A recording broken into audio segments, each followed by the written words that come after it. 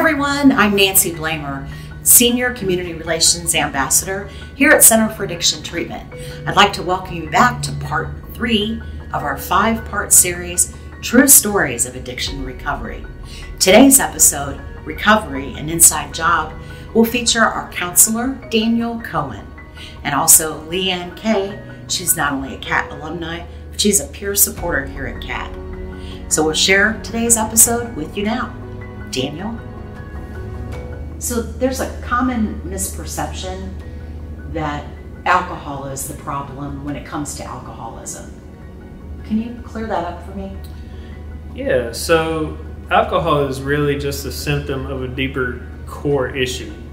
Alcohol is how we deal with life. So for example, I have a stressful day at work. I come home, I get stuck in rush hour traffic, I get into an argument with my wife. My first inclination is to pick up a drink because that's how I deal with that stress. Rather than a healthier coping skill of taking some time to breathe, planning out my next steps, things like that. Alcohol is really just how I deal with all the stress that I've been going through in the day. So as a counselor, how do you teach that to your patients? I tend to look at it as a disease model, where it's like having an allergy to alcohol, right? So normal people can take a drink and leave it alone, right? The alcoholic takes a drink and it triggers this phenomenon of craving where they have to keep drinking. And so it's not a moral dilemma, it's really an allergy or a disease. That's very interesting. So I wonder, what's a 12-step program and why is it important to recovery? I think when we spoke this morning, you mentioned not a parable, but just kind of a comparison to penguins. Yeah, the analogy that I really like about these recovery groups is penguins out in the wild. If a penguin gets sick, it falls over and it's too top heavy, it can't bring itself back up, so it ends up starving to death. So what happens is when a penguin gets sick, all the other penguins huddle around it, and when the sick penguin is too weak to hold itself up, the other penguins hold it up for him. So recovery groups are really like that. When the addict is too sick or too weak to hold themselves up, the group huddles around and holds them up themselves. Wow, that's just a great story. I love that. 12-step program of recovery is a model that teaches us different principles by which we can live our life. So it starts with admitting my powerlessness over alcohol and ranges all the way to carrying the message to the alcoholic who still suffers. And through working that process, it helps me deal with the stress that I've been pouring alcohol on, or the depression, or the anxiety, or whatever those issues are. The 12-step program of recovery helps me deal with those core underlying issues. Well, thanks, Daniel, for all that great information. Really appreciate that. Now I want to introduce you to Leigh Ann K. She's not only a CAT alumni, but she's a CAT peer supporter, and she's going to share how her lived experience helps her as a peer mentor here at CAT. So, Leigh Ann, how has your experience prepared you to be a peer mentor here at CAT? So my experience with addiction and recovery has prepared me to be a peer mentor here at CAT, because the role of a peer mentor here is to share our experience with addiction, share our experience, strength, and hope with them when it comes to that. They can overcome addiction and live a clean and sober life. I struggled with addiction for 17 years. I came to CAT 2.5 years ago, came through this program, and this program truly saved my life. And I love people telling, I love to tell patients part of that story. I love to be able to give them a little glimmer of hope.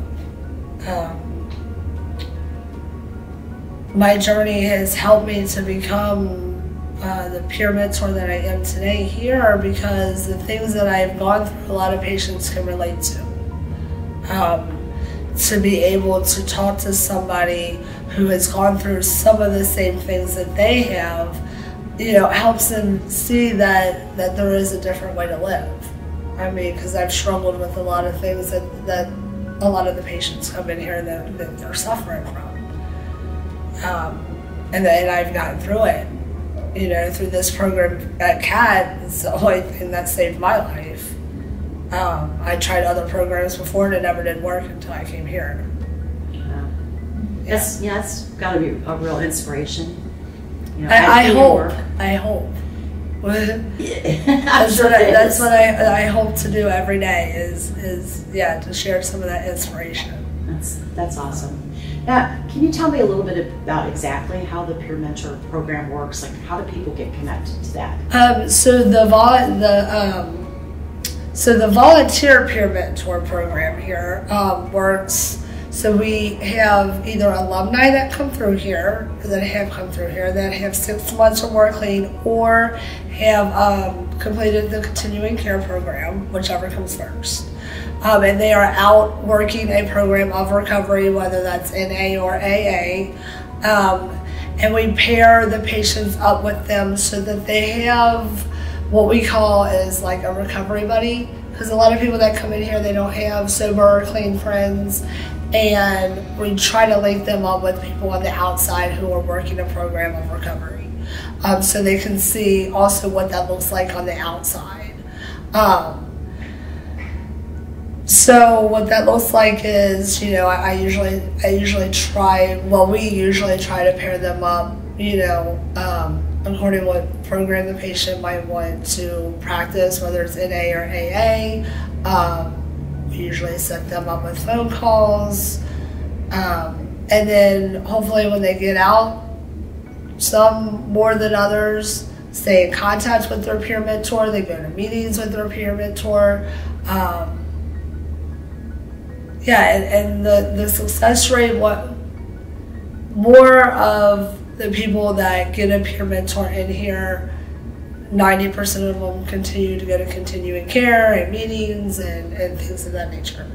The importance of having peer mentors here at CAT is to bridge that, to have that connection from here, to bridge that gap between here and recovery on the outside.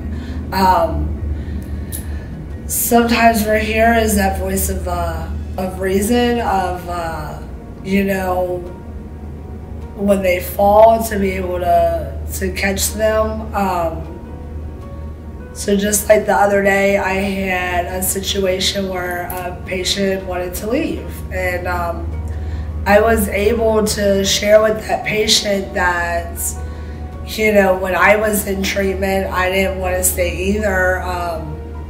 Part of me was telling myself like, oh, I can just do 2 or 3 days here and I can go out and I can, be all right. But in all reality, I knew I wasn't going to be okay, that I was going to go out and I was more than likely going to use if I didn't stay. And I was able to share that experience with them, that I did decide to stay and that this program did work for me, and that I was able to humble myself into listening to somebody else that might know more than I do, that I don't know everything. And I was able to share that with them, and they ended up staying. They ended up not leaving. To show them that, if you just humble yourself a little bit and take some suggestions and listen to somebody else who has a little bit of clean time or sober time, and do what they suggest, that it does work. Hi, my name is Daniel Cowan. I'm an addictions counselor for Center for Addiction Treatment. I want you to know that your alcoholism is not a moral failing. It is a disease. Center for Addiction Treatment is ready to help you on your journey to recovery. For more information, please call the number on the screen. So that's about it today, folks, and we hope that you join us next Friday for our episode, My Loved One's an Addict, What Should I Do? That's all for now. Have a safe and happy weekend.